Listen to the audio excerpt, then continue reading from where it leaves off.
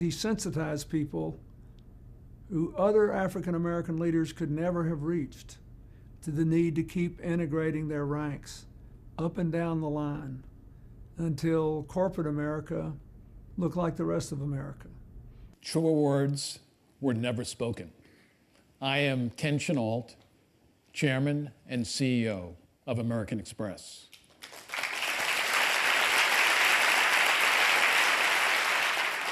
When Vernon joined the board of American Express in 1977, Gerald Ford was president, and I was a young law associate, 1 year out of Harvard Law School.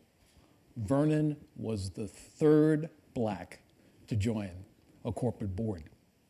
Dr. Leon Sullivan had been the first to do so.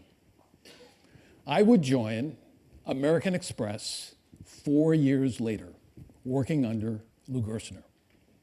When I was named CEO of the company in 2001, Vernon told me that his reaction to my new role was that he wanted to shout. But he knew that shouting doesn't take place in the boardroom most of the time. Instead, he literally wrote me a note saying, if we were in church, I would shout.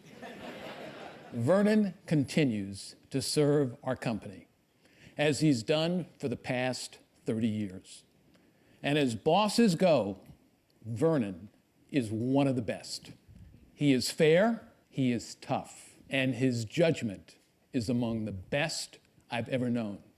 He is a voice that is listened to.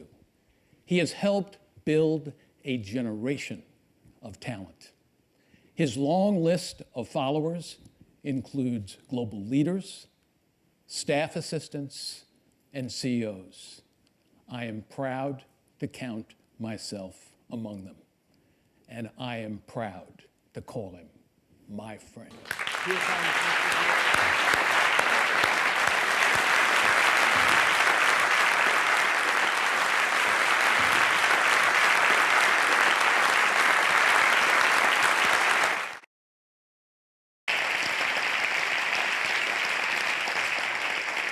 It is also wonderful to be influenced by Jordan. My name is Ursula Burns, and I'm the CEO of Xerox. Around Xerox, Vernon is known simply as the man. Everybody knows exactly what that is and who we're talking about and why we call him the man.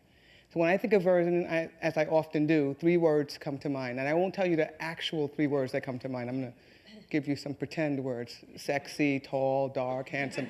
I'll leave those are guys. Access, perspective, and joy.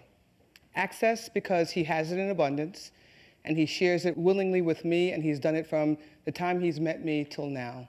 The second word that I think about when I think about Mr. Jordan: perspective. My mother actually was the first example of perspective for me, because she told me when I was growing up, always, where you are is not who you are. But Vernon actually kept it real for me, and he does that to this day. So when I flirted with the idea of leaving Xerox, he said to me, patience, patience. When I get frustrated, which is often at the pace of progress on this or that, he calms me down and says, just relax a little bit. When I feel overwhelmed by responsibility, of all the setbacks inevitably that you run into in life, he tells me this phrase that comes out over and over again. He says, God doesn't give you more than you can handle or help you faster than you need it. Whenever I am, wherever I am, wherever I'm stuck, I actually pick up the phone and I get on the other end of the phone an amazing amount of wisdom that is shared very freely. The final word is this word called joy. He's always upbeat. He always exudes possibility, always talks about people in a really good way. He is a world-class gossip. He tells the best stories in the world. So you should also know that a word that defines him is friend. And for me, this is probably the most important word of all. Well, last year, my husband was in the hospital. He was very, very, very ill. And it was a really difficult time for me and for my family.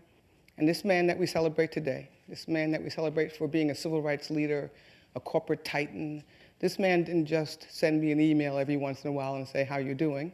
Called me every single day for 22 days in a row.